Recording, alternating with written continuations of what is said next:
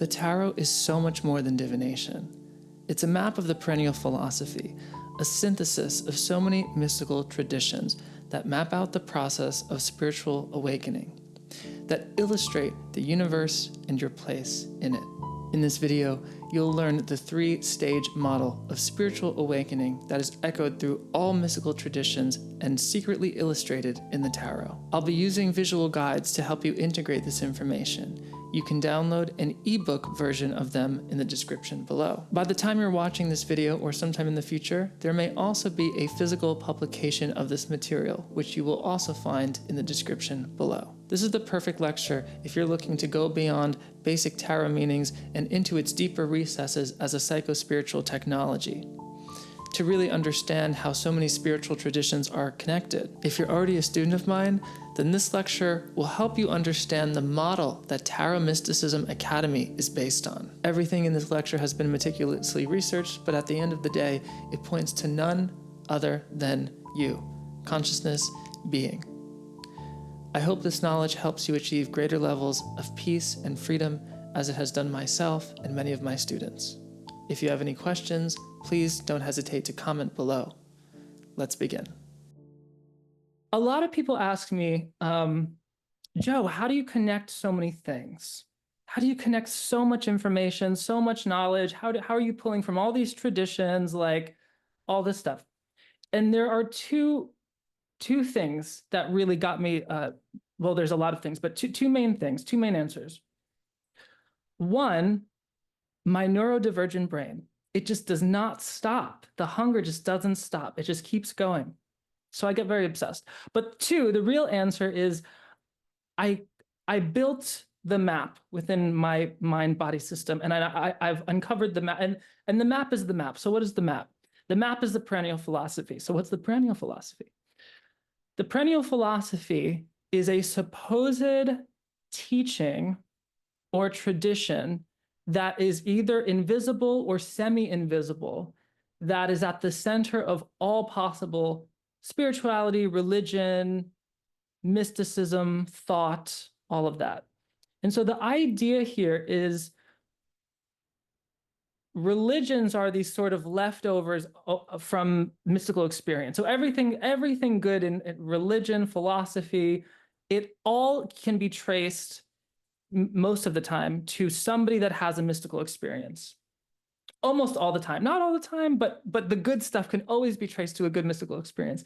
And what happens is you have somebody that has a mystical experience, and then they teach it, and then they share it, and then people learn it, but just because it has been transmitted, the purity of the experience goes down.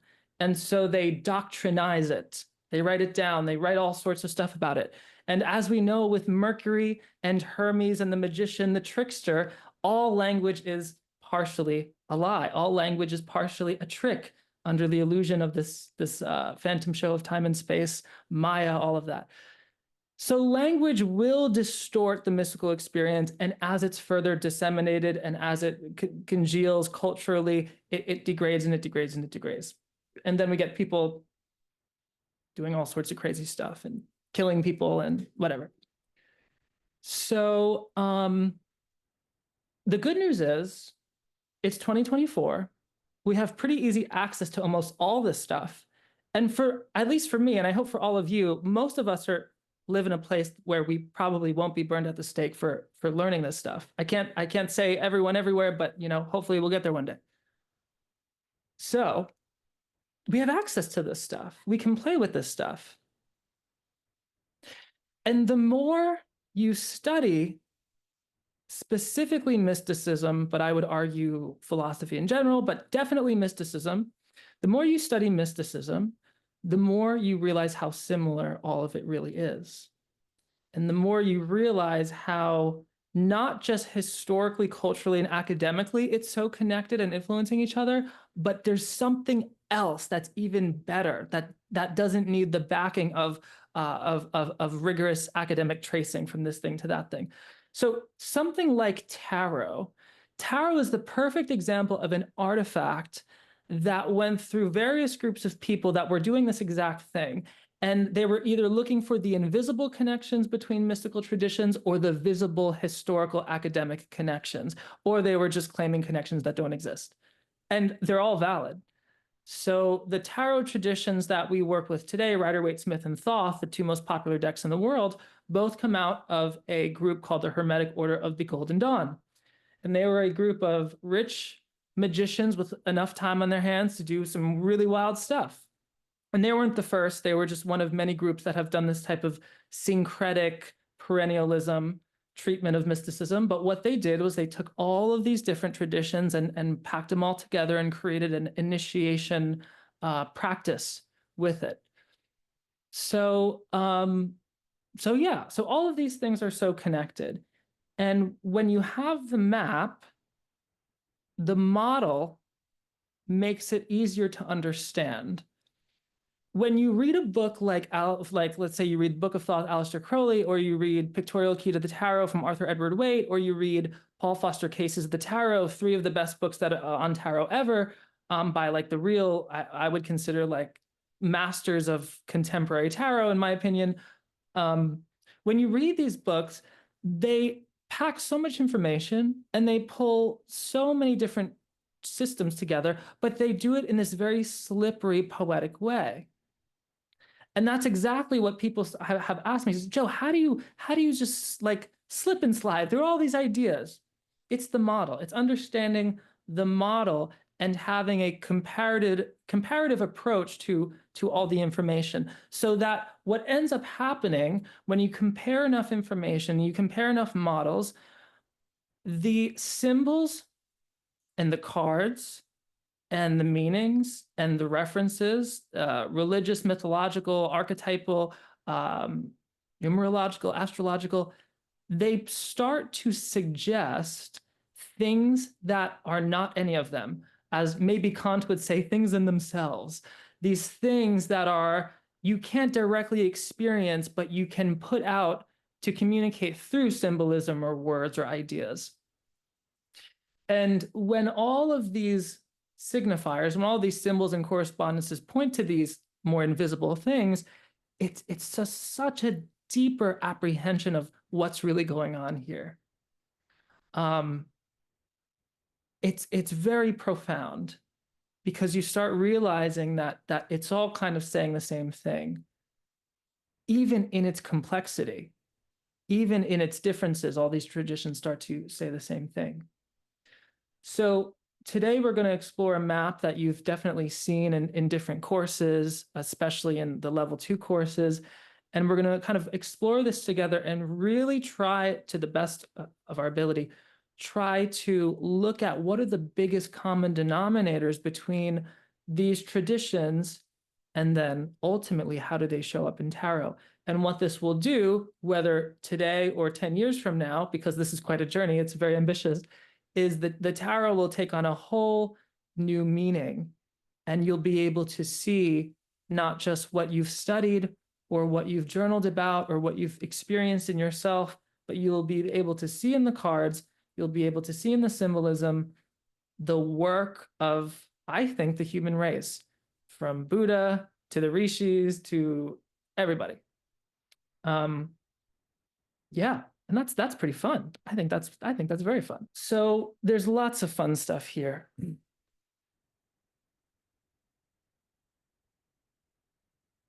And the entire Tarot Mysticism Academy curriculum has been loosely based on this map. So the courses kind of emphasize different things on different levels. Most of our courses are in level 2, which is this yellow area. So let's look at these 4 levels. But we have a course in level 3, we have a few courses in level 1, and then there will probably be more courses in the future in all these different levels. So what are we looking at here? We're looking at 4 paradigms. There's really 3 paradigms. I mean, the truth is there's only 1 paradigm, and it's 0, but we'll get there in a sec. For our purposes, there's 4 paradigms here: green, yellow, blue, and red. Yay, it's color-coded. Look at that, the 4 elements of astral birth. Let's look at that: fire, air, water, earth. So in the green, we have our first level. In the yellow, we have our second level. In the blue, we have our third level. And in the red, we have our fourth level. Now, there are within these, there's different ways to look at this. You can look at this as the higher you go up, the more ascended you are, the more spiritual you are, the more awakened you are. But that's really not the case exactly. It's more like they're different skins of reality. So you know how like they're different lenses. So for example, you can put on X-ray vision and see into somebody's body and see in the bones and see like all of that, right? That's one like lens you could look at reality and see under the skin. Then there's other lenses you could look and see like heat and cold and temperature. That's another way.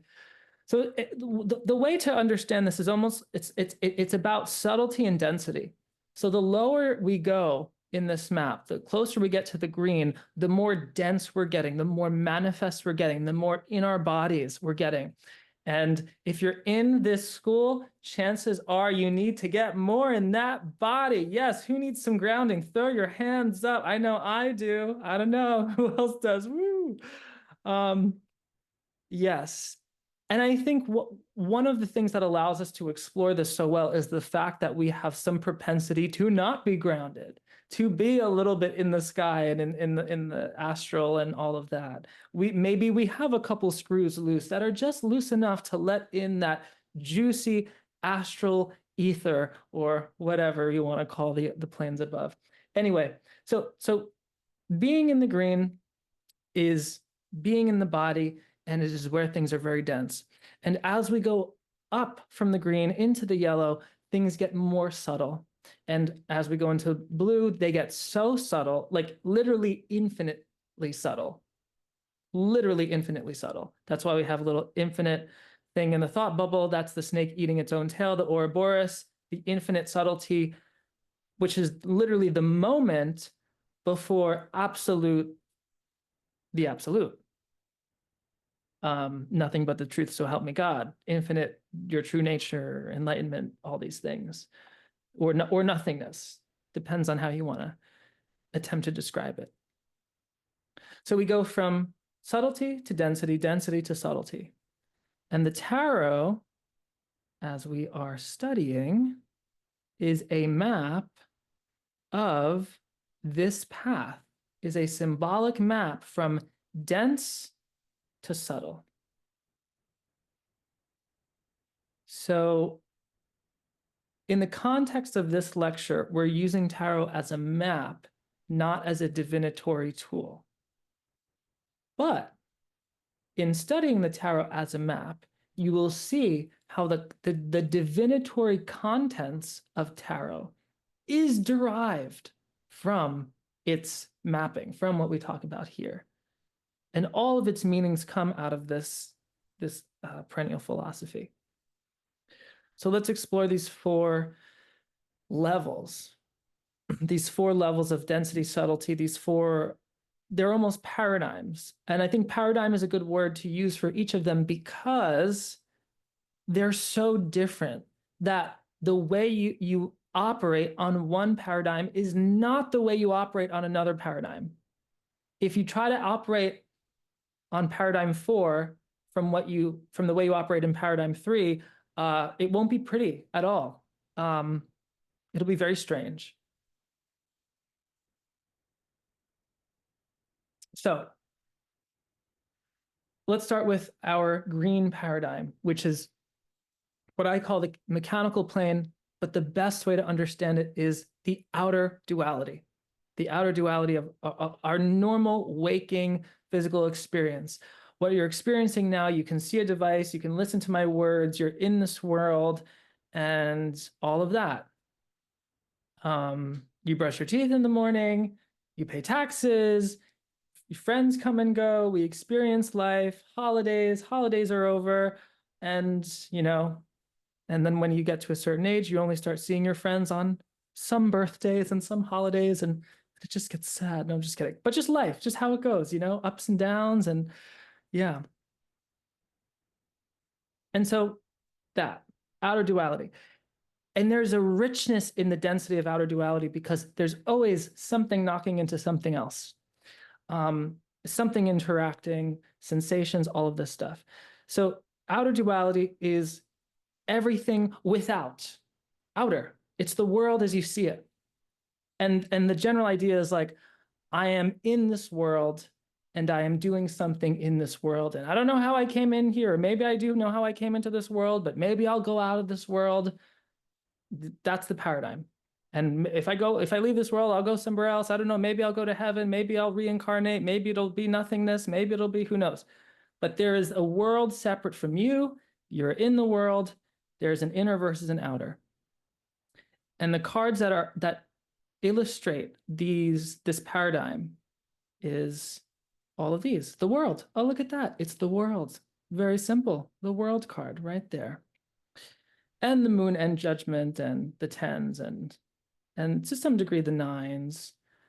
But yeah, so it's all about the world as we know it and how we interact with it and all of that. So at this level, this is the most common paradigm that people use for reading the cards, because they pull cards and they get insights about the world. What's going to happen? What do you need to know? When's so-and-so going to text me back? Are we going to get married? How's my health looking like in the next few months?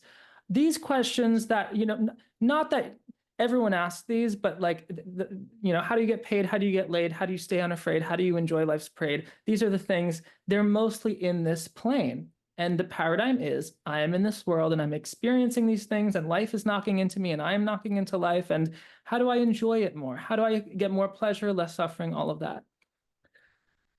So in the Taittiriya Upanishad, oh boy, we have the Annamaya Kosha, which translates to the physical sheath. So in the Taittiriya Upanishad, it is beautiful text of one of the oldest written spiritual texts in the world. The Upanishads, they're part of the Vedas. They talk about all these different things. And in the Taittiriya Upanishad, it presents a model of sheaths. So these sheaths get subtler and subtler as you go up, and they beautifully mirror what's going on here. In Mandukya Upanishad, it's called the waking state. In yoga, you might deal with this paradigm through yama, niyama, and asana. So yoga, by the way, it's way more than postures at your local yoga studio, which is great, by the way. I love yoga. But it's ironic. If you go to a yoga studio and you take yoga and you're doing postures for the majority of the time, which is what most yoga studios do, that is actually closer to Tantra than traditional yoga. Fun fact. Interesting stuff. Anyway, yoga in its inception, closer to the time of Patanjali, who wrote the Yoga Sutras, was a mystical tradition that was supposed to accelerate somebody into samadhi, which is when you shut off your mind. And doesn't that sound good? Shutting off the mind, right? But I don't mean just like calming your thoughts and letting your thoughts go. I mean like you shut that thing off. And what happens is over a series of time, you shut it off so deeply enough, you recognize what underlies your mind and what underlies all of who you think you are, and then you're like, wow, I'm infinite, or there's nothing but this infinite. Anyway, I'm not too I don't really have the credentials to speak too much on yoga, but that's kind of the very general idea. Then Tantra has Vastu and the Deha. The Deha is the body. Vastu is your physical stuff. Plotinus has nature, and all these traditions. In astrology, this would be obviously the earth, right? The world. And Carl Jung is in the picture now. Soma, the instincts. And then on the Kabbalistic tree of life, we have Malkuth. And then in the tarot, we have the actual tarot card, the world. So the general idea is at this level in the green, we're looking at everything without. And this includes our sensations, and then a little denser than that, the objects that we own, or rather the objects that we experience. And then a little bit denser than that, the world itself, just the world. So how do we... Now, many people will live their life in this paradigm, and it's beautiful. And the thing is, ultimately, the paradigms don't really exist, by the way. The gag at the end of the story is, the punchline is, none of these paradigms even exist. But they're useful to model as we traverse different ways of looking at reality. It'll give us some structure. So this reality, this physical world, is really nothing other than nothingness itself. But if I just told you that and we all went home, it wouldn't be fun. So let's take the scenic route and really explore everything. So when somebody gets bored of the outer duality, which, if you're like me and you're neurodivergent and you've been like peeping into the astral your whole life, I don't know, maybe this is you too. I imagine it's you, because here you are, hanging with me. So when you get bored of the outer duality, when you get bored of this world, of what some people might call the matrix, you explore the next world, the next plane, the next paradigm. And the next paradigm loosely can be described in this way. And every tradition is going to talk about it a little bit differently, but it all shares usually it shares these common denominators. The next paradigm is an inner duality. Okay, so there's still a duality, but it's inner. What does that mean? This gets extremely existential. This map, the coolest thing about this map is I'm not going to ask you to have a fantastical mystical experience. I'm not going to ask you to summon spirits or like hurl yourself into an astral realm or summon demons or channel like there's nothing fantastical. All you need to understand this map is yourself. That's all. There's nothing else. All you have to do is look at your own experience. And maybe you have astral experiences and spirits and clairs and all different things, and that can fit into the map, but you don't need all of that to understand this map. All you need to understand this paradigm right here, which the subtle plane, as I call it, or this inner duality, is your own experience. And notice how you can think of yourself in your own mind. So there's your mind, and notice how you can think about your own self. Can everyone just notice that? Just think about yourself for a moment. I guess we all do that. I do that a lot. I guess we all do that. Well, most people do that a lot, thinking about themselves. That's inner duality. There's the you that you're thinking about, and then there's the thinker. Very easy, right? Very simple. So this kind of paradigm, this plane, we can loosely call it the mind, but the mind is going to be something more specific. But let's explore it. Okay, so this inner duality is everything that is within, including but not limited to thoughts, feelings, emotions, perceptions. I know it's like a warning on a drug commercial. It's like, here are the side effects, including but not limited to thoughts, feelings, incarnation. Try it now. Ask your doctor about incarnation. So thoughts, feelings, emotions, perceptions. What's the common denominator between all of these things? They have a subjectivity to them. They're experienced within you. So if we were to jump to the tarot, the cards that are in this yellow area, and there's a lot of them, but they all share this some meaning connected to inner duality. And it may not be obvious at first when you explore the cards in this way. I know they're superimposed on the tree of life here, but all of these cards show inner duality in some way. The kings in the tarot show the ego itself. And so the ego is the ultimate monster of an inner duality, right? And the temperance card, or the art card, shows she is literally symbolizing the relations between the inner world and the outer world. So the world is the outer world as we know it. Temperance is the inner world and the outer world. That's why she has 1 foot on land, 1 foot in the water. She holds 1 cup of consciousness, 1 cup of subconsciousness. She connects the sun and the moon. She does all these different things. She is a beautiful illustration of this inner duality and this inner world really starting to develop. Same thing with Yeah, all these cards, but again, in different ways, like death, in the sense of like, oh, it gets very deep because all these cards are connected to the ego, and the ego, by existing, mutually arises with these with the condition of time. Always, always.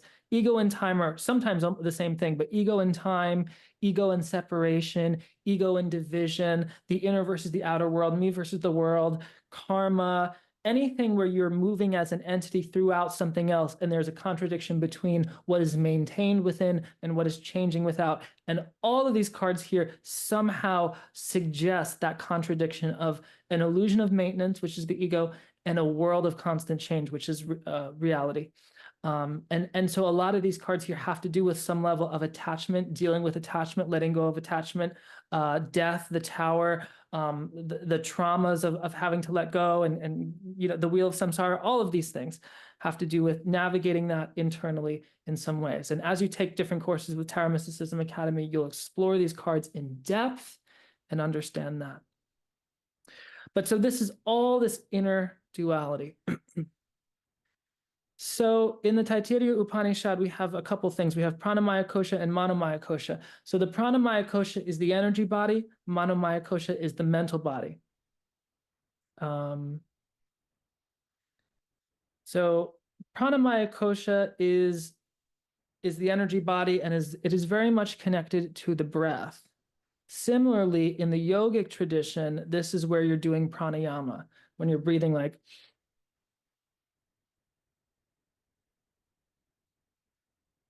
oops, I think you're supposed to do your non-dominant hand. When you do that for like 3 hours, that's pranayama.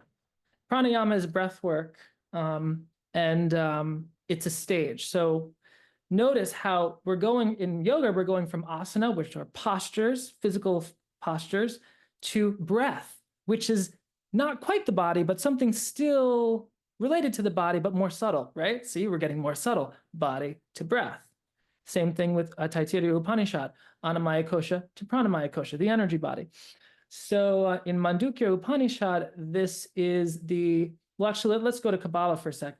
In the Tree of Life, the threshold between these two worlds is Yesod. Yesod is foundation. And the idea is that this subtle world, this inner duality, is the foundation for the physical world. And it makes so much sense because it's how our minds subconsciously create our physical experience, our life. It's the nines of the tarot all show the subconscious just sneakily existing there, being the secret backstage to everything that shows up in the physical world, in the actual world. This secret level of whether it's our beautiful limitless beliefs or our limiting beliefs or anything that we have lodged in the subconscious that is affecting our speech and our actions and the way we carry ourselves and how we interact with people, and then eventually carves out our lives. And it's all in the subconscious mind. So that's kind of the threshold between the inner and the outer right there. In Mandukya Upanishad, it's the difference of these two paradigms, these two worlds, is waking versus dreaming. And that is what I love about Mandukya Upanishad, by the way, probably my favorite thing ever written. It is so profound. And it talks about the same thing that everything else is talking about, but in a very simple way. It essentially says, hey, you got a waking world, you got a dream world, and you have a world where you're in deep sleep and you experience nothing. All those three worlds exist in one reality, and that reality is your true self, Brahman. It's a very deep text. People study it. You have to really study. You have to go to a Vedanta monk like Swami Sarvapriyananda or Swami Dayananda, or you have to go to some. But it's so profound. But anyway, so Mandukya is in here, and Mandukya says, okay, this is the dream world. And notice how when you dream, there's an inner duality. There's you in the dream. Whoa, you versus the dream. It's very similar to the outer duality, but it's more subtle, right? It's more in here. Okay. So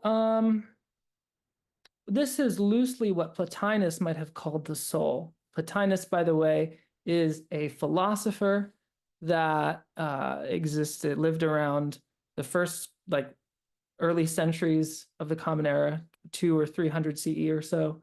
And he took Plato's philosophy and infused it with his own mystical experience. He was very humble, and he started, unintentionally or not, he started Neoplatonism, which they didn't call Neoplatonism then, but it's what academics call the after effect of Plotinus and his students. And Neoplatonism is highly influential on tarot and these Western esoteric traditions. But the main reason why I bring Plotinus into this picture is because he's just so damn handsome. Just look at a picture of him. He has these great cheekbones. What a vibe. But yeah, so Plotinus is here, and this is what he might call the soul, the psyche. And you know who else might call it the psyche? Good old Carl Jung. Look at that. And look at that, the ego right there.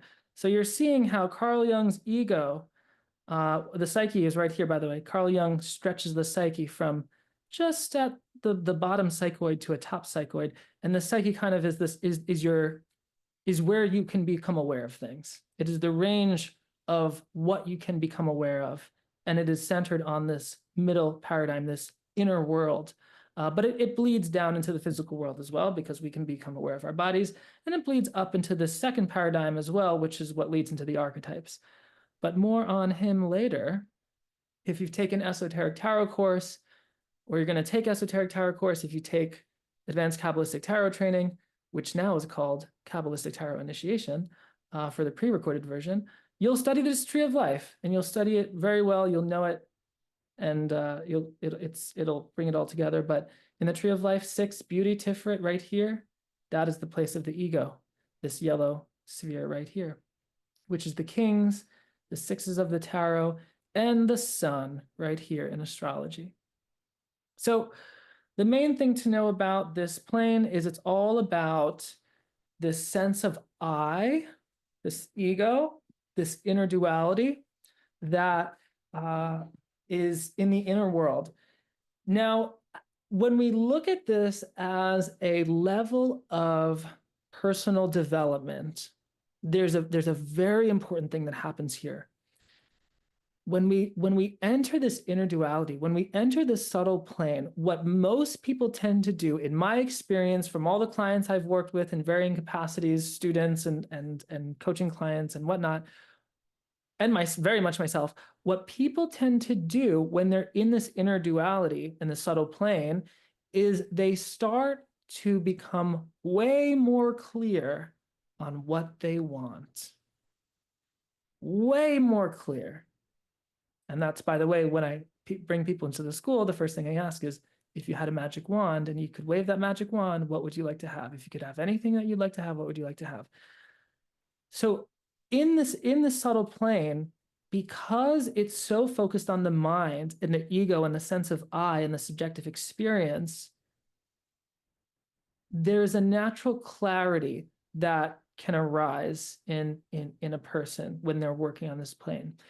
And that clarity arises because they recognize on a conscious or subconscious level that they are not an effect of the world. They are not they are not just at the mercy of their circumstances, but they are at least participating in the development of their situation and the outcomes. This is a huge change from this green level, because in this green level, the types of questions that people tend to ask of the tarot, for example, is, what will happen to me? When will so-and-so text me back? What is my health going to look like? What will we get married? What do I need to know about this? Instead of asking questions like, how can I create more health, wealth? How can I get paid better? How can I get laid better? How can I enjoy life's parade better? How can I be less afraid? It's a very big difference. And I know the earlier questions are more exciting because there can be a concrete answer, but the earlier questions have a seed of, I'm not in control. The later questions have that seed of, I am in control to an extent. So this is very big. And when people start manifesting, and that's a whole nother course and a whole nother topic, and there's a lot of things that around manifestation that are so important, and there's some things that are like slightly unethical, but Anyway, we'll footnote that. But when we're in manifestation, that's what we're doing, is we're looking at ourselves and recognizing, oh, I have this whole inner world that I'm participating in. And as I change my inner world, the outer world starts to change. How cool is that? I would not believe in manifestation and a level of participation and a slight level of control if I had not done it myself and if I had not helped other people do it. So there's something to this. Now, I'm not saying that every single thing that we experience in life and all the things that are happening around the world right now are results of everyone's individual manifestation. Maybe if we were to zoom out far enough, we would see some super divine cosmic connected web where everyone's intentions are I don't know. I'm not going to claim that. Maybe it exists. But what I do know through empirical evidence of my life and others is that there is something to be said about owning your participation in your outcomes. Whether it's the nervous system or the energy body or all of these, the manomaya kosha, the chitta, the mind, the soul, the ego, the sun, all these things are pointing to this sense of agency, this sense of sovereignty. That's why the kings are the court cards right there in Tiferet. So that's another reason why some people put kings on Hokmah. I put kings in Tiferet in the Tree of Life, and I explain that elsewhere. But so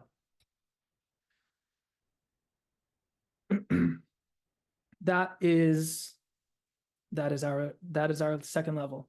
And in Tantra, it's the chitta, which is the mind. So the important thing to know here, though, is it is the mind, but the mind exists in something even larger. So before we go larger, let's kind of review. So we have an outer duality, which is the physical world, which is me versus the world, which is our physical experiences, our body, our senses, our stuff.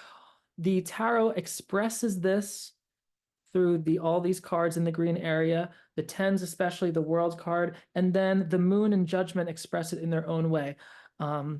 Judgment expresses this, and it's a little bit tricky. You're going to have to go into esoteric tarot and advanced tarot and Kabbalistic initiation to really get all of the stuff. But judgment is pulling people out of their own bodies. That's what's happening here. They're leaving their bodies, which are symbolized by coffins. Coffins are 3D objects. They're kind of cubic. They represent 3D space, and their souls are starting to leave these coffins. Coffins being a symbol of death, and the body, and all these things. So it's the coming and going, life and death, and judgment is doing that on a collective scale. Anyway, more on that later. But the moon card as well. Moon card is very much connected to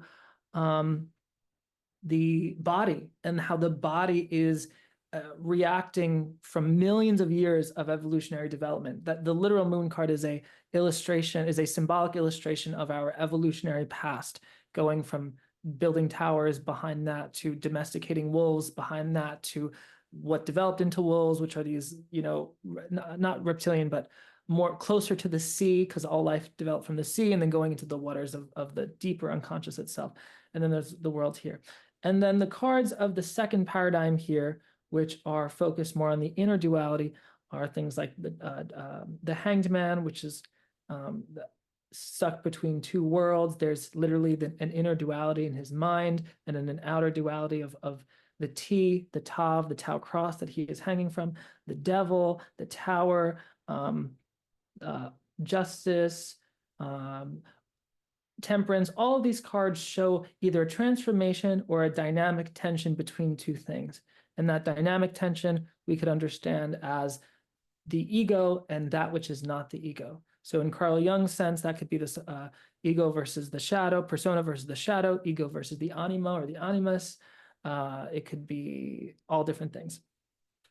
And then in astrology, this is the sun, the ego, the central point, the central focus of oneself.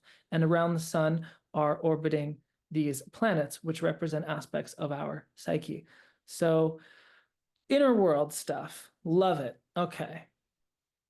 Now, when one stays in this paradigm, what tends to happen over time at different speeds for different people, because everyone is so different, but what tends to happen is life, at least from an external point of view, life seems to get better. Life seems to get not necessarily easier, but there's a higher quality of life that tends to grow. And usually what happens is in this inner duality, in the subtle plane, when somebody is operating from this plane, they tend to become more of a contribution to the world because they become clear on who they are personally, as an individual, because they're doing this inner work. This is where so much healing happens, right? Look at all the stuff we got in here. We got all the planets, right? So we got Mars, which is our adrenaline, Jupiter, which is our mercy and our luck. We got Saturn, which is our endings. We got Mercury, which is our thought processes. We got Venus, which is our the way we love and relate and build relationships and relate. We have the moon, which is our sense of joy and what brings us joy and our emotions. And then how that's echoed into Yang, animus, shadow, ego, persona, the tree of life, which is the hexad, and the tarot itself, with the kings at the center, being that sense of I. It's that place where you can say, like, it's like being the sun. You can be the sun, and you can see all of the parts of you rotating around, orbiting you, and being like, ah, this is who I am. This is what's inside me. What do I want to do with this? Very beautiful place to be. And so from that place, when you have that inner self-knowledge, it's easier to say yes and no to things. And this is very important because a lot of people in the New Age world and spiritual communities, I mean this with love, but there's a lot of people that need a lot of this, because so many people that study the tarot and do this work, they're very opened up for whatever reason, whether they're psychic or they have their clairs or their chakras are open or they're just walking antennas. They're sensitive, and they pick up so much stuff from other people, right? Who's that? Throw your hands up if you feel that. So because of that, people that have that capacity need to often check in with them, have to build the muscle of asking themselves, here's the big question, ready? Is this mine or is this somebody else's, right? You'll learn that in energy healing for tarot readers. Is this mine or is this somebody else's? Because so many people that have the sensitivity will live and buy the points of views and judgments and energies of other people, and they will end up living lives that are completely not their own. And then they have not just one midlife crisis, but 100. Every other week it's a midlife crisis. So it's like, who am I? What am I doing here? So we as intuitive people, we have to be like sentinels. We have to guard our inner space with love and keep asking that question. What is mine? What is not mine? What do I really want here? If I had a magic wand and I could wave it and have anything I wanted, what would I like to have? Always ask it. Always, always, always. It's so important. I mean, think about it. It's like monks. They just say, okay, the best way to do that, we're just going to go, we're going to be on the mountain. We're going to be in the ashram. We're going to do our own thing. They're protecting themselves in that way. They're completely devout to whether it's different texts or their yoga practice or whatever. And they're accelerating up all of these planes. But yeah, so there's a lot happening in the world, especially collectively now. There's so much stuff happening. There's so many things coming to the surface. Yeah, there's a lot of stuff to be navigating. So yeah. So in this level, there's a clarity of, and even in yoga, it's pratyahara, which is the restraint of senses from their object, restraint of senses from their objects, right? And that can be anything. That can be a person in your family, a lover, a spouse, a coworker, a friend, just whatever's around you. So pratyahara in yoga, restraining yourself from all of those objects as an observer and pulling yourself inwards. So as you can see, all of these levels pull yourself closer and closer and closer within over time. If you're enjoying learning tarot with me, please do me a favor and hit the subscribe button and notification bell. That way you'll be notified when I release new lectures and lessons like this. I'll be releasing a number of new esoteric lectures in the future that go deeper and deeper into the wormhole of tarot, mysticism, non-duality, and more. Please also comment below your thoughts and questions, and I look forward to connecting with you. All right, let's keep going. So as I said before, I started to go into this. If you were to kind of stay in this paradigm for a while, the general idea is your life will get your world, your life will get closer and closer to you, meaning that being so clear about what you want, having those safe boundaries between other people, not picking up other people's stuff all the time, focusing on you and who you really are, the closer you get to that, what will happen is the distance between your circumstances and who you really are will begin to lessen and lessen and lessen and lessen. And the less there is of a distance between your life and what you're doing and who you really are, the more natural you'll be able to do your life. Now, if you're into Thelema and you are a fan of Aleister Crowley and the Thoth deck, this is what is called the true will, by the way. Quick little footnote there. And if you studied Thelema or the Book of the Law, which is Crowley's religious text that he channeled and very influential on the Thoth deck, obviously, then a lot of that material is not, there's so much there, but a main theme is finding out your true will and enacting it. And the idea is when you enact your true will, you have, as Crowley says, the inertia of the universe at your back. So yeah, one way to look at that is to closing the distance between who you are and what's happening in your life and what you're doing. And that, by the way, that's, you don't do that in a day, you know. That can be a lifetime, that could be several lifetimes, it probably is infinite lifetimes. Maybe that's what, you know, if you have a model of reincarnation, maybe that's what this is all about. It's constantly closing that gap. Okay, so what else do we have here?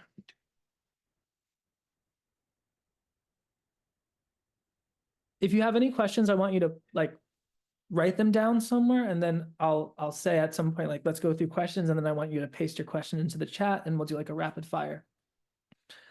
Okay, so the next two paradigms, these next two levels are very, quite literally impossible to talk about. So everything I say, well, the next level is we can kind of talk about it, but the level after that, there's no chance.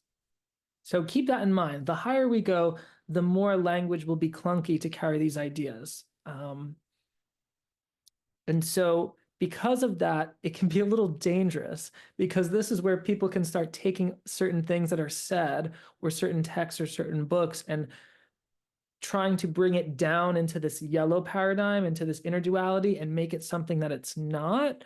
So just keep that in mind. We have to be a little careful in the next stages. The next stage in this map, and the next stage you will see in so many traditions, is a sort of prism. And essentially, what I have written here is first duality, or the causal plane. It's kind of the causal plane, first duality. So the first duality here, the idea here is it's the first moment that unity splits itself into duality. So that's pretty, it gets very ontological here. This first duality, this is actually my favorite paradigm, because it's so subtle that you can't really talk about it, but it's dense enough that you can kind of talk about it. And so you can see language working overtime. You can see the engine running and the steam coming off the pages of the mystics that talk about this. I'm thinking about Plotinus specifically, but the way he talks about this, but other mystics in general, it's like they just throw so much at it because it's such a profound threshold. It's such a profound point in the process. And it really is what when you cross it, there's no language, there's nothing. But right before you cross it, there's a little bit of a something, a very little bit of a something. So the way that and this is where things are going to start hopefully making sense to you guys. When you guys took or will take the Tarot Divination course, Thoth Deck for Divination course, and my other courses, I talk about things a lot. And I define a thing, the nomenclature that I use is a thing is anything that is done, made, differentiated, or changed, here or there, coming or going, with any beginning or ending in any dimension. What the hell? The essential idea about things is that things, in a very loose sense, or anything has to have a beginning or an ending. Somewhere, it has to have an edge. It has to have a starting or an ending point in a dimension. So, for example, let's take our hands, let's feel our hands for a moment. Just notice the experience of your hands. Now rub them together and notice the arising of that sensation. And stop rubbing them together and notice the end of that sensation. So there is a beginning or an ending, and we can talk about the experience of rubbing our hands together as a sensation, as something. Something occurred. We sensed it. So that's a physical example. Mental example. You can think of Plotinus's beautiful cheekbones. If you don't know what, think of a pink elephant. You have that thought. You let that thought go. Think of a blue elephant. Let that go. Think of no elephant. Now you're thinking of an elephant because you're trying not to think of an elephant. And then think of something else. So you notice the thoughts are rising and then leaving, right? There's a beginning and ending in the thought world. In life, people come and go, right? People show up in our world, people leave, things come and go, all of that. So it's the coming and going, it's the beginning and ending of things. And so let's look at it spatially. I have this book here, Who Am I, by Ramana Maharshi. I can see that this book starts in space right here, vertically. It ends in space right here. It starts in space here. It ends here. And it has a little bit of depth to it. It's a pretty skinny book, but it has a little bit of depth. So you can see how this book starts and ends, has a beginning or ending in space and in time as well. It was constructed probably in a publishing company. Yeah, Shri, there's some publishing company here. And eventually it will hopefully dissolve somewhere. Well, it's paper, so maybe it will be biodegradable, I don't know, and not cause too much damage to the earth, but it will end in time. There's a beginning and an ending in time. So the first duality, so what does all this have to do with our map here? The first duality, this blue area, is all about the arising of these beginnings and endings. And in the same way, because it is the arising of beginnings and endings, it is the arising of experience itself, because all experience must have a beginning or ending. If there's an experience that is constant, you wouldn't be able to experience it. I'll give you an example. I think I stole this from Alan Watts, I don't know. The colors of your corneas. You'll never know the colors of your corneas because they have been what you've been looking out. I mean, maybe if you have some sort of disease and they change color, maybe. But if you have healthy eyes, hopefully you're looking out of your corneas, you'll never know the real color because it's what you've been always looking out of. This is a very important metaphor because this can lead you in a really fun place. Another one. Imagine if there was a hum that always existed in your ears since you were born. Always. If there was always a hum, you would never notice it because it's a constant. Now the gag is, this is the fun part, it's like, well, if you could find the hum, then you find God, then you find the ultimate truth, the ultimate constant. That's the fun part there.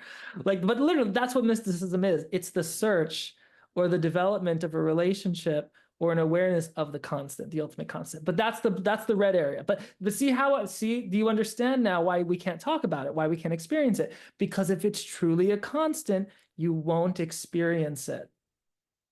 So all experiences must be a deviation of sorts from whatever constant reality is for us to experience it. And the very source of that the very first deviation happens in this blue area, in this third paradigm. And so the symbol that is consciously or unconsciously connected to this level is the Ouroboros, which is the snake eating its own tail, which you'll see in the Magician card. By the way, let's scroll deep into the Magician card. You'll see in the center of the Magician card, there's a snake eating its own tail. It looks like a belt, but it's really a snake eating its own tail right here. And that's because the Magician card is consciousness, existence being put through to this initial duality, which is this self-apprehension, this ontological self-apprehension, this radically all-inclusive moment of, oh, I am, oh, I exist. This consciousness experiencing itself, as Swami Vivekananda might just talk about it. So the snake eating its own tail, the infinity sign, the lemniscate, you'll see this throughout the tarot. All of these are signs of this initial duality where unity breaks into a duality. And that break allows for one thing to experience something else. It is literally the arising of everything. Everything, remember, what's a thing? Beginning or ending in any dimension, including time or space. And all experience must have a beginning or an ending to be experienced. Okay. At the highest level, the only words we can really say about it are I am. Because there's the I am that you're saying, but then there's your consciousness of that I am. Okay? Do you see how nothing can escape this? It's like radically all-inclusive. That's why language starts to break down. So I am, by the way, the God name attributed to Keter and on the Tree of Life, Ehye, I am that I am, and all the other fun biblical and non-biblical sayings. So I am. Okay, so in the tarot, this is going to be expressed like I showed you the magician already. The magician and the fool, what they do is they bridge the highest level to the second level. So the fool and the magician are both giving us some motion. The magician is channeling energy from one hand to the other, which symbolize the unity above coming into duality below and fractalizing itself or separating itself out into the four elements and manifestation and the dimensions below. But in the arising, and it's like if the fabric of consciousness starts folding in on itself, that folding in on itself is what is the dimensions of space, time, whatever you want to call it, that allows for experience. And the fool is jumping off the top Keter into Hokmah and doing all that. But what else we have? We got the priestess, we got the empress, we got the lovers, the chariot, the emperor, we have Hierophant. So what's happening here is all of these cards are showing duality similar to the cards below, but the difference is the duality that they're starting to show is not so much personal duality in terms of the inner world within. It's more of a existential duality. So it's not so much about the dream that I had last night or the stories that I tell myself, which are all duality. It's about the much more subtle duality of that split between I and not I. Okay. So it's in the lovers, it's clear it's the consciousness of Adam looking at the subconscious of Eve, and it's the beholding of the lover, the object of adoration, and saying, oh, look at that. This will be fun. But it's not like it's not like death, where there's a duality between what you have had and what you have lost. Because if you have something and then you lose it, then that's a duality within another world. Because there's still a world that you're in, right? This religious figure is praying to death, being like, don't kill me, but there's other things going on. He doesn't want to lose his life, but his life is just one thing within a larger duality. The Temperance card is showing the duality of the inner world and the relationship between the conscious and the subconscious, all of the stuff that's happening within, but it's not this epic duality that, well, it echoes the priestess, but it's not as large scale. So the emperor, for example, is like our first sense of a personal self. The empress, for example, is the duality that happens through literally any kinds of forms that arise. You see, it's much more abstract. It's much more up there.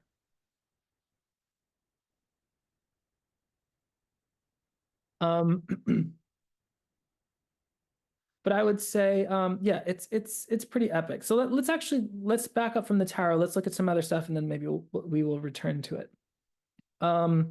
So the Taittiriya Upanishad talks about the Vijnana Maya Kosha. The Vijnana Maya Kosha is the knowledge sheath, and the Vijnana Maya Kosha is so in the Taittiriya Upanishad we have the physical sheath, the energy sheath, the mental sheath, and then an intellectual sheath. So the intellect is an important word to discern here. The intellect here is not the mind. The mind is the thing, the engine that runs all the thoughts, okay? And the thoughts are in the yellow plane. The thoughts are all in here around kings and justice and hanged man and devil and tower, and all this is all thought world related. The sun. The intellect is much more subtle. It's the sense of I that kind of, well, there's the ego I, there's the mind I, but then there's an even more subtle I. And this is where it kind of, again, it kind of breaks down. It's that very existential sense of the fact that you exist. Yeah, so Vijnana Maya Kosha, which is only one step. So the Vijnana Maya Kosha is the threshold between this second paradigm and this in yellow and this third paradigm in blue. So in blue, we have Ananda Maya Kosha, which is the bliss sheath, which, by the way, we've had somebody experience this when we did Mysticism for Misfits, I think, or some other programs too. When we went through the inside out meditation, somebody or multiple people had talked about a feeling of bliss and then coming down from that bliss. And so that feeling of bliss is the Anandamaya Kosha. And it's the bliss that many people experience on their way up. It's pretty awesome. So yeah. And it's again, this is very abstract, but it's the simple bliss of I am, the simple bliss of existing. So in the Mandukya Upanishad, this is what's known as the causal body. It's related to deep sleep. So this is a little bit of a stretch here, but I'm just going to put it in anyway because I love to sleep. I got that Pisces rising. So when you're falling asleep, there's that little bit of bliss where you're like, you know what I mean? When it's like, when you know it's coming, does anyone have that moment where you're just starting to be like, you're starting to lose consciousness, but you have enough like personal consciousness to be aware of like, oh, I'm going to fall asleep soon. And then you kind of just release yourself. Yeah, that's the bliss. That's the bliss. Okay. So there's so much more to that, but the idea, according to Mandukya Upanishad, deep sleep is this like threshold from which comes the world of the waking world and the dream world. And they both come out, and it's true because we're in deep sleep and then we either wake up or we go into dream. And we'll be in deep sleep, we go into dream, we come out of dream, we go back into deep sleep, which is deep dreamless sleep, and then we wake up in the waking world. And then when we fall asleep, we go into deep sleep, we dream, we go back into deep sleep. So it is this liminal space between, not between, but it's like you have the room, and in the room there's two doors, and there's one door to the waking world and one door to the dream world. Do you see how ontological this is getting? So see how like it's like it deeply going into your own nature. So the idea here is deep sleep is the claim here is that deep sleep is more of who we are than who we are when we're awake or when we're dreaming. And I would argue that's so true because I would bet that even Hitler had deep sleep, and I bet that even Hitler was silent and peaceful in his deep sleep. Maybe not, I wasn't there, luckily, but I bet when he slept, somebody that has done what, even a person like that goes into deep sleep. Now, that's pretty amazing. So in the most horrible thing that you can imagine a human doing, even them, they come out of their being comes out of this state that is purely peaceful. I think, I don't know, it gives me a lot of hope. Okay. And so what do we have in yoga? We have dhyana, which is, I haven't been doing too much of the yoga stuff here, tantra, but yeah. So what's the big tarot card that that symbolizes this? It's really, I would say, the priestess. I mean, the priestess goes all the way up to the top, the red plane, but she's kind of the big threshold, the priestess, the chariot, and the Hierophant. So priestess here, what do we know about priestess? Well, she symbolizes the arising of a personal consciousness from an impersonal collective unconsciousness or collective consciousness. So I always point to this. It's one of the most important things. Behind her, there is an infinite ocean. You can see the waters behind her veil. The veil behind her is the tree of life, and she represents the personality arising from the infinite waters behind her. She herself is, she's so many things, but one in this context, she is the personal sense of self, which is literally arising from the infinite waters behind her. So there's that idea, that fun metaphor of like, when we're alive, we're like a cup of this divine water, and then when we die, the divine water is poured back into the infinite ocean. Very high priestess. But look at her right here. That's what she's doing. She's taking the infinite divine above that you can't talk about because it's everything and all inclusive, and she is pouring it down through this threshold. She is the threshold, by the way. And on the other side of the threshold, there is a sense of self and an ego and the life. She is literally that which brings one from deep sleep into the dream world or the waking world. It is through her. And the chariot does this in his own way by representing the personality arising up out of the collective. And how does he symbolize that? Well, you can literally see he is hovering above the cube of space. It's not a chariot, it's a cube. It's literally a stone cube. And what is stone? Stone, I think, is Aben in Hebrew, and Ab is father, Ben is son, or Abba is father, Ben is son. So the father-son relationship, it symbolizes the macrocosm and the microcosm, above and below. And there he is as a microcosm, literally floating out of this cube of space, floating out of the cosmos. So even he is representing this threshold between this first possible duality that is just starting to split itself into duality, and then that duality starts to come into the third plane, which is inner duality, and the fourth plane, which is outer duality. And then the Hierophant does the same thing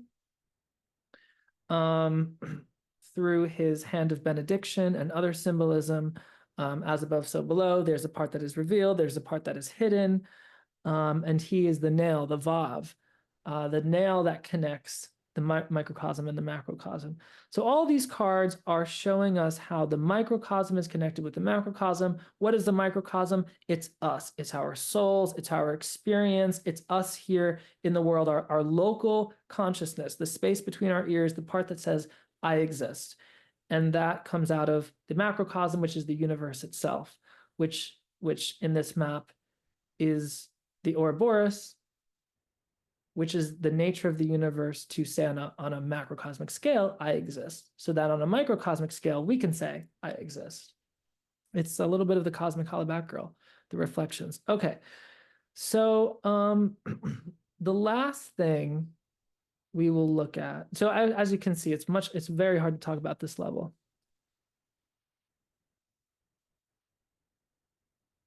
So if this level is hard to talk about, the next level will clearly be impossible, but let's do it anyway. The top level is non-duality, the mystical plane, but it's not even a plane. It would be more accurate to say, it would be more accurate of this map if this whole red area was just torn off and then the map actually started with the blue plane. Because the red area, this red paradigm, this plane, it's not a plane, it's existence itself, consciousness, bliss, or nothingness. It's not a thing. So whereas the blue plane has to do with the arisings of things through their beginnings or endings, the red plane is just no things, no beginnings, no endings. So we have here consciousness, negative theology. So it's one way to describe it is consciousness. For some people, that's going to be quite a leap. That's going to be, wait, what? So everything is conscious? Oh, not really. Everything is consciousness. So it's not that every little particle is conscious in in a point of view type of way, but it is that the nature underlying all of the things, including every possible particle, is consciousness, because it is only through consciousness that all these things are experienced. That's another class, though. Negative theology is the use of saying what God is not. So different spiritual traditions will use that. Like in the I think it's the Chandogya Upanishad, there's this process of neti neti, not that, not that. So the rishi will go, or whoever's speaking will go say, okay, God is not this, God is not this, God is not this, because existence, Brahman is not this, Brahman is not this. It's no thing, right? Pure being, the absolute fullness or emptiness. So Swami Sarvapriyananda has a great lecture on comparing fullness and emptiness. And the fullness side of things, he's talking about Advaita Vedanta, and the emptiness perspective, he's talking about Buddhism. And he's one of the smartest people in the whole world. He's one of my biggest inspirations. He really kind of breaks it down, and his goal is to show that they're not really different, but they are different, kind of on the way up. But yeah, so yeah, if something is infinitely full of something, you wouldn't remember, as we talked about earlier, if something is a constant, you won't experience it.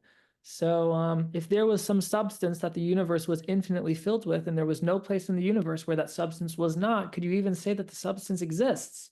So it's like, is it full or is it empty?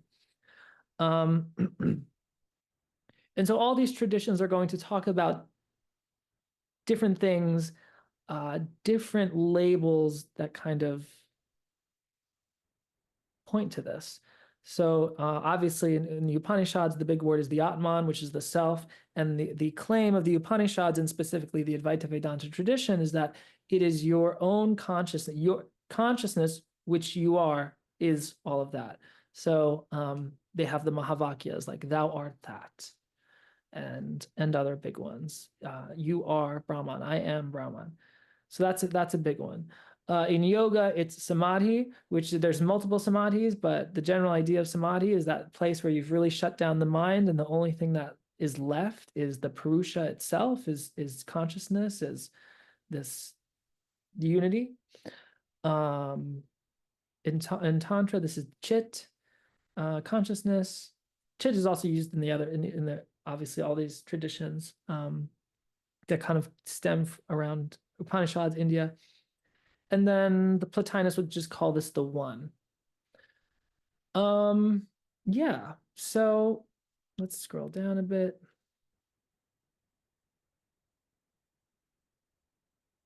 Let's jump to the tarot here, because that's what we're here for.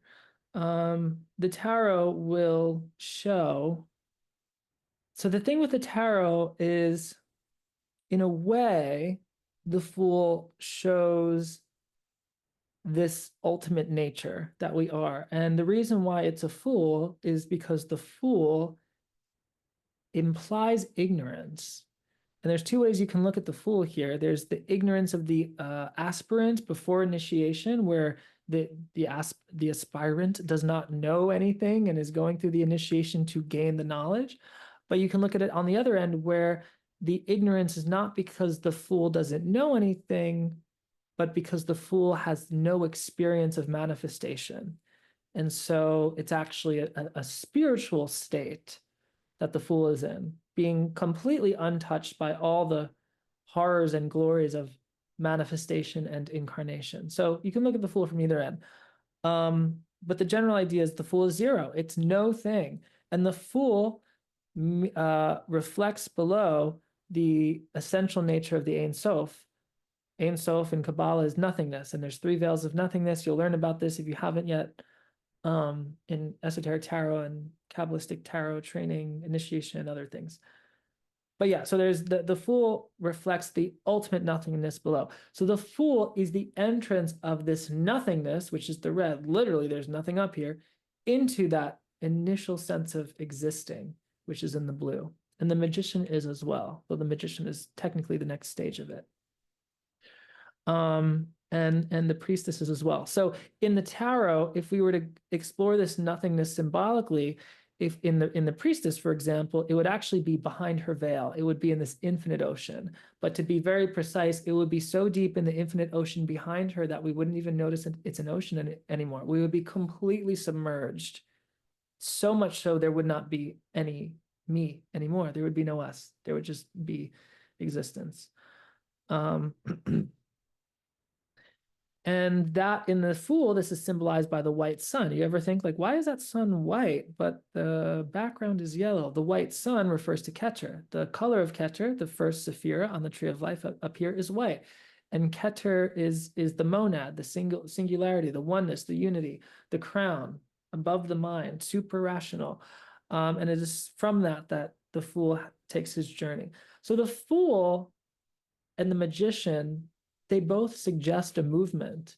And that's why in the Esoteric Tarot course, when I talk about these 4 ideas, I start with the idea of movement, because it is through the movement of the Fool and the Magician that everything happens below them.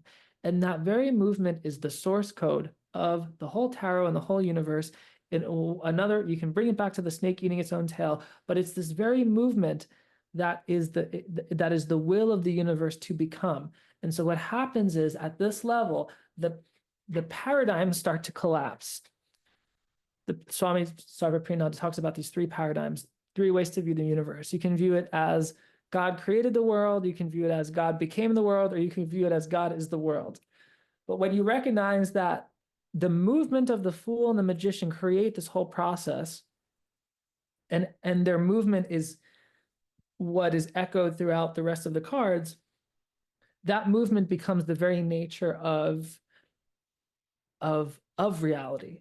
And so it's almost like there's this other level where it's not nothingness.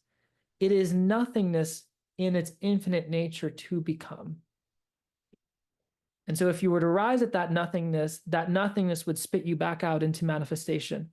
So Damien Eccles talks about this. He calls it the Empyrean, which is a really cool word in magical circles that stems back all the way probably to the Ptolemaic model of the universe. Damien Eccles is this amazing ceremonial magician, and he talks about how you can go up high enough, but eventually, if you do enough work, you get to a certain point where the Imperium or something will just send you right back down. So one might kind of, from a Gnostic perspective, they might say, "Oh, that's the demiurge." Maybe, but I don't know. From my point of view, it's like it's the very nature of the end is the beginning. It's the nothingness. Being truly nothing cancels out its own nothingness. And so it must become everything. And so we have 2 sides of the same coin. We have the one side where it's everything, one side where it's nothing, one side where it's nirvana, one side where it's samsara, one side where it's, you might call it Purusha, one side where it's Prakriti. And this is the map between the 2. All right. So, there we go, the perennial philosophy. So the actual nuts and bolts and symbols will be pointed out to you in the different courses that you are taking or will take. And there's lots of fun things to be had there. If you'd like to go deeper into this level of work, you can go to tarotmysticismacademy.com, where you can view our many courses, curriculums, programs ranging from tarot divination, esoteric philosophy, mysticism, personal growth, energy healing, and even professional development. If you are already a student of mine, then this lecture will act as a helpful guide to the curriculum, as the entire Tarot Mysticism Academy curriculum is based on the map that we just discussed. I look forward to seeing you in the next wormhole. Much love.